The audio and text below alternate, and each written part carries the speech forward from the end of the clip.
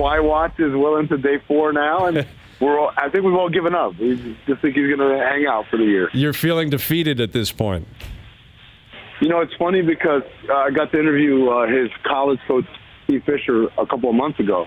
And when I asked him how they got him to San Diego State, he said, honestly, if it was up to Kawhi, we'd still be sitting trying to make the decision right now to where to go to college.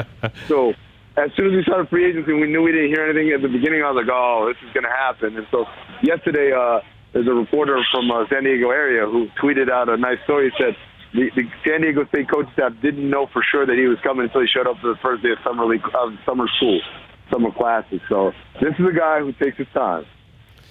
Well, I mean, no one really knows what Kawhi's all about, like what his priorities are, what his personality is like behind the scenes.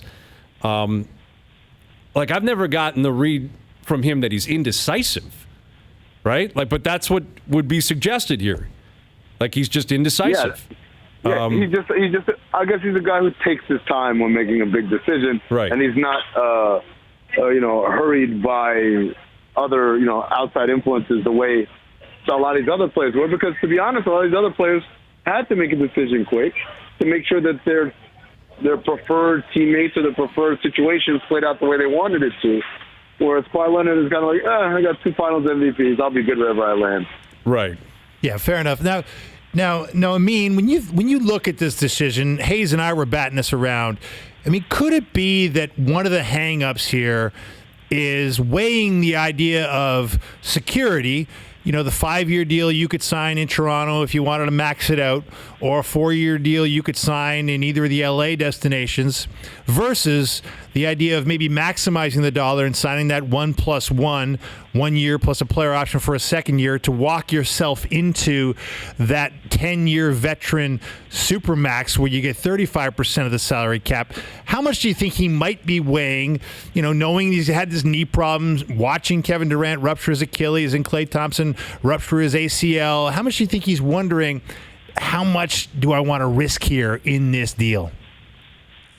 Well, I mean, I think any responsible decision of this magnitude has to include thinking about Kevin Durant, thinking about DeMarcus Cousins, thinking about Isaiah Thomas. These are 3 players who were top of the game and then have suffered disastrous injuries. And in 2 of those cases, those guys haven't been able to successfully monetize their abilities afterwards. So it's definitely like a conversation to be had. Now, if you're Kawhi, there's a middle ground. You could sign a 3-year deal, a 2+1, and then that'll get you to the 10-year vet level and still give you a little bit of security there. But ultimately, I mean, I think that's the conversation. It's between that and the other conversation, which is I know the Toronto Raptors. I know the general manager. I know the caliber of the president of the organization. I know the coach. I know my teammates. I know the system we're running. Everything. There are no question marks. Other than, can we do this again?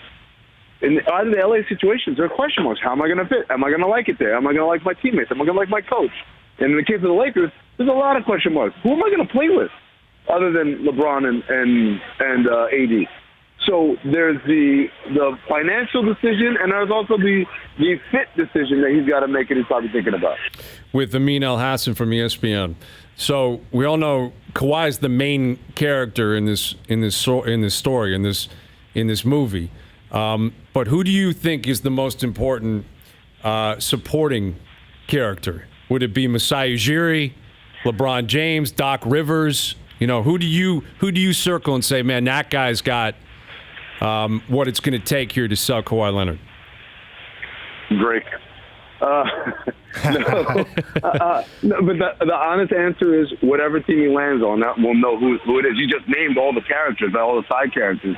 LeBron and Magic, I would say, for the Lakers, for the Clippers, it would be Doc Rivers and it would be Steve Ballmer to some extent. And in Toronto, it's Masai, Nick Nurse, and Bobby Marks, the general manager. These are the guys that when they picked him up, they said definitely he's going to be the best player in the league. Right? They picked him up a summer ago before he'd even played a game. Said you are the best player in the NBA, and so.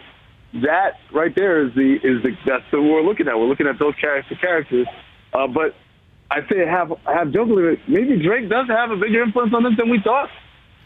Well, I mean, depending on whose report you want to listen to or accept at face value, Drake is a guy. It's difficult to get a read on, even up in Toronto. I can't even imagine what people outside of Toronto think about his role up here, because he's been labeled the global ambassador, whatever the hell that means, and he sits courtside and he gets into the game and he's a motivated fan.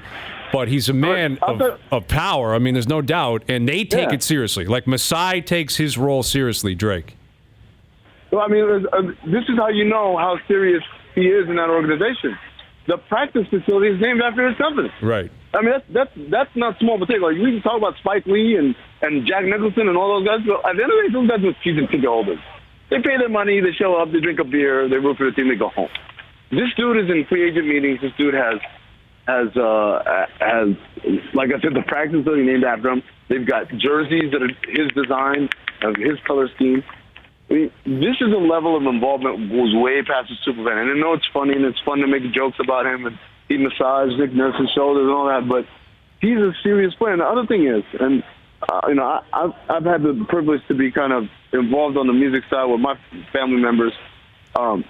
These young players listen to these guys.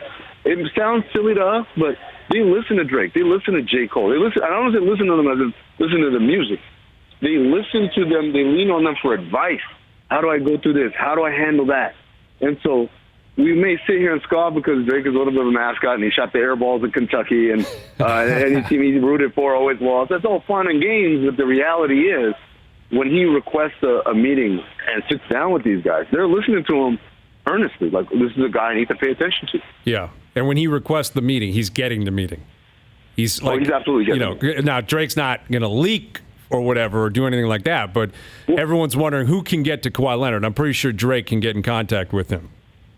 Yeah, I mean, he's going to get in contact, but as far as leaks go, that's the other interesting part about this, right? Like, we all know that Kawhi's a very private person, and his circle, him, his uncle, his mother, they very much value privacy and trust, right? And so when all these other free agent discussions we've heard, people couldn't wait to leak. Oh, we're in the front runners. Oh, this happened. Oh, we had a great meeting.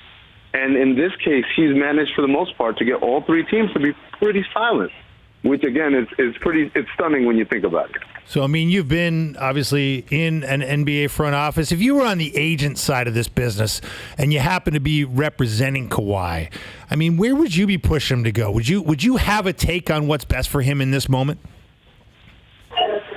Well, I think there's a conversation. Again, it's going back to what we said about the money. Do you want the 5-year security? Do you want to gamble a little and see how much money we can make in a couple of years? That's one conversation. The other conversation is, what do you want, right? I think if you want to win and sustain success and know that you're in a great situation, it's Toronto. If you want to take a chance because you want to move closer to home, but you want some of those stability kind of markers that we see in Toronto to be somewhere else, I would say it's the Clippers. If you're just trying to maximize your exposure and be the biggest name possible, then it's the Lakers. And ultimately, that's his decision. That's not something that any other player or any other agent or family member can make for him. He's got to make it on his own.